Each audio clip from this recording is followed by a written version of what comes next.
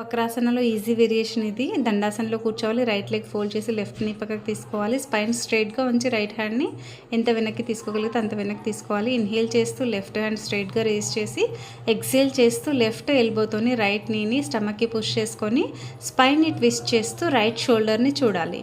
ఇక్కడ నార్మల్ బ్రీతింగ్లో మీరు ఎంతసేపు హోల్డ్ చేయగలిగితే అంతసేపు హోల్డ్ చేయాలి. తర్వాత ఇన్హేల్ చేస్తూ లెఫ్ట్ హ్యాండ్ రేస్ చేసి ఎక్సేల్ చేస్తూ రైట్ లెగ్ అండ్ రైట్ హ్యాండ్ని తీసుకొని దండాసనలో కూర్చోవాలి. మళ్ళీ సేమ్ అలాగే లెఫ్ట్ లెగ్ ఫోల్డ్ చేయాలి. లెఫ్ట్ హ్యాండ్ బ్యాక్ తీసుకొని రైట్ హ్యాండ్ బ్రీతింగ్ చేస్తూ రైట్ హ్యాండ్ రేస్ చేసి ఎక్సేల్ చేస్తూ రైట్ ఎల్బోతో లెఫ్ట్ నీని పుష్ చేసుకొని స్టమక్కి టచ్ చేయాలి.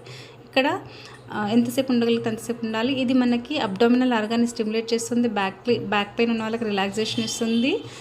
మెటబాలిజం ఇంక్రీజ్ చేస్తుంది.